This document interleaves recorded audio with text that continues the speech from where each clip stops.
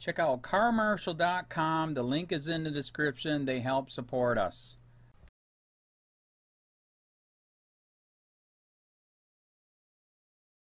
In 2017, nearly 100 times more Americans were killed by police than terrorists.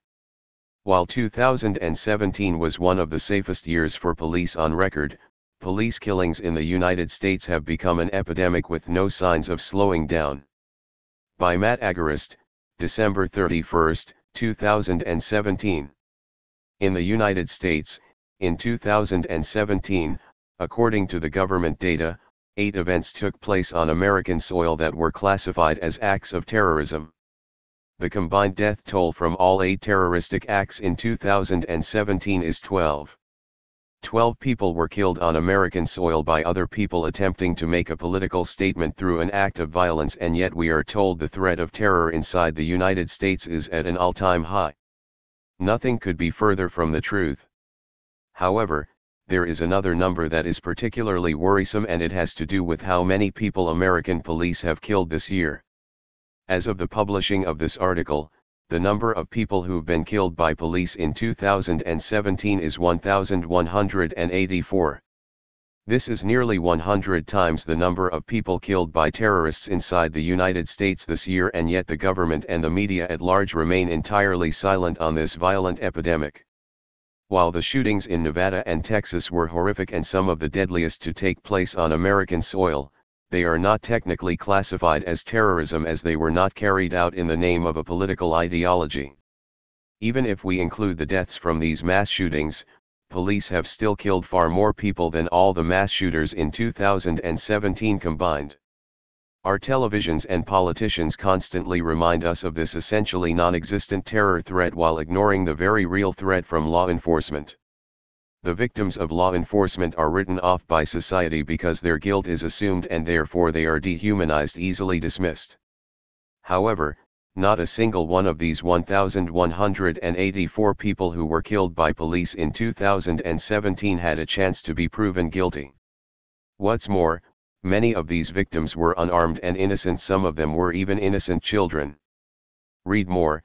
Cops kidnap 8-year-old boy for acting out in school, put him in restraints, force inject him with sedatives. When the ostensible protectors of our even more ostensible freedoms are nearly 100 times more deadly than the people we are told hate our freedoms, something is definitely wrong. Advertisement. Why is it that cops in America kill more people than any other civilized country? Do we have a higher crime rate?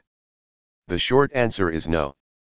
If we look at our neighbors across the pond in the United Kingdom, their total crimes per 1,000 citizens is 109.96.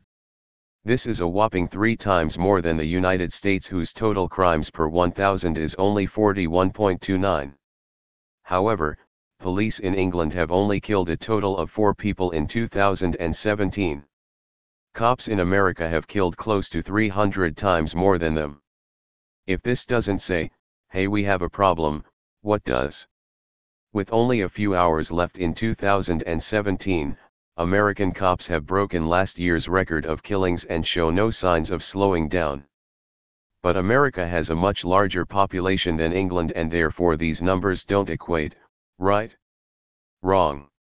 China, whose population is 4.5 times the size of the United States, hasn't recorded a single killing by law enforcement officers in all of 2017. In fact, more people were killed by American police in just the last 4 days than were killed in 2017 in Germany, England, Spain, Switzerland, and Iceland combined. If we look at the total for the year, American cops have killed more people in 2017 than the above countries have killed in decades. It is also important to point out that U.S. citizens aren't attacking cops either, as 2017 was one of the safest years for police officers in the last 5 decades. Read more. Can a Christian be a cop? So why are police in America far deadlier than the rest of the world? As the Free Thought Project has pointed out time and again, the lack of punishment police receive for brutality and killing seemingly encourages this violent and irresponsible behavior. Police killings go unpunished because initial investigations are usually conducted by the police department where the alleged perpetrator works, because prosecutors have wide discretion over presenting charges, and because the use of force is not subject to international standards, according to a report out of Reuters.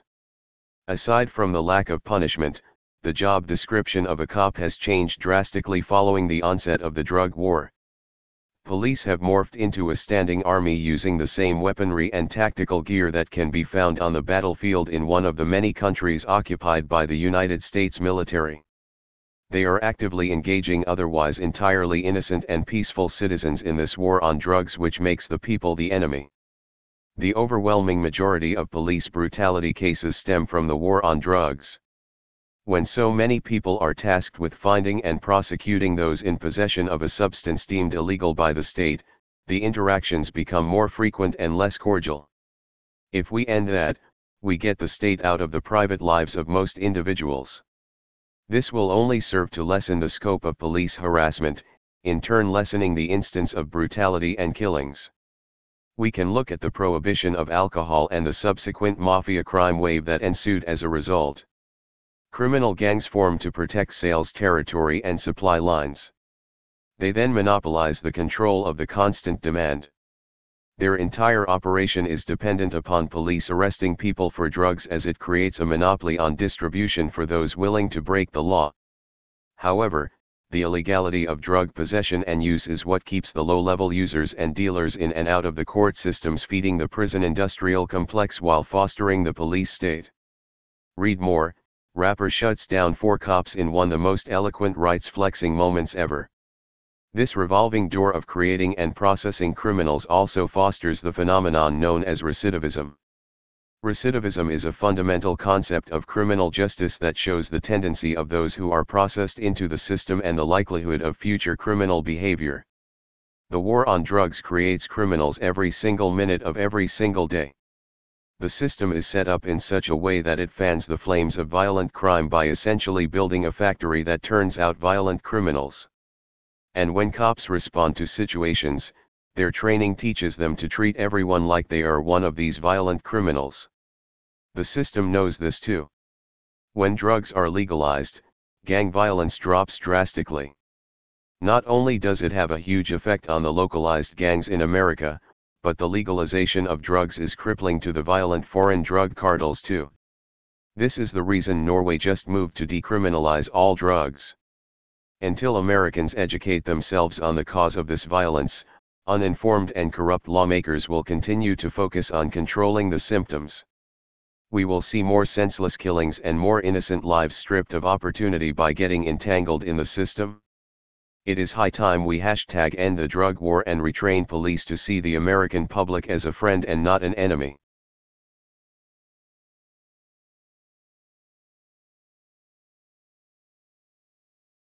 County, this is Charlotte County Cop Watch, and I wanted to explain what fair use is. You can use pieces of news articles if you're doing it for news reporting, you have commentary, and you're doing it for education purposes. So that's what fair use is, as you can see right here. Another reason why I wanted to make this video is to let you know I just joined with Patreon. A nice thing with Patreon, I make no money on YouTube. They took the money away years ago, and so this is another way to give, and it's a nice thing too, because you can give monthly. You can give $1, $5, $10, whatever. I do 4 to 5 hours a day on trying to wake the sheeple up on how corrupt it is and different ways that you can fight the corruption. So Patreon is a way that you can do it, and then of course the old way is still there. Donate to Charlotte County Cop Watch with PayPal or credit card. So keep that in mind. 4 to 5 hours a day. I make no money, but the corruption happened to me and I'm sick of it, so I'm trying to wake people up. But my wife would love it if if we could get some help out there. There's 47,000 subscribers. Just think if each one of you subscribers just gave let's say actually yes, $1 a month. 47,000 subscribers gave $1 a month.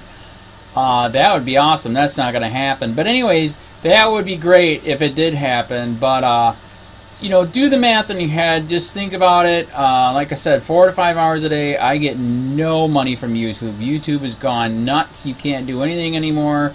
They're taking the money away everywhere. So these are a couple different ways that you can still help out with all this time that I put in. And as you know, I'm in a special situation where, you know, at least I can do it. You know, 4 to 5 hours a day. We have a cleaning company during the day. That's what allows me to do this, and we're debt free. So this is my hobby. I don't go fishing and all that other crap. I try to save the world. So help me out to make the wife happy, man. In fact, if you guys did give $1 a day, and there was 47,000 of you, and you did it, and each of you gave $1, and that was every month, oh my God, yes, I could quit. I could start suing them. Another idea too that we have is, you know, if I got, you know, some funds, we could actually contact everyone that has been ticketed and or arrested and put in jail and start sending them postcards to let them know we're here, and to see if everything went all right, and if it didn't, find out their story. So we could even do more investigations and more lawsuits. Lawsuits take money. So just think about that. You know, 47,000 of you so far right now. You know, $1 a day. I mean, $1 a month on Patreon, or $5 a month Patreon, 10, 20, whatever. Just do the math in your head. Help out. This is a lot of work every single day. Thanks.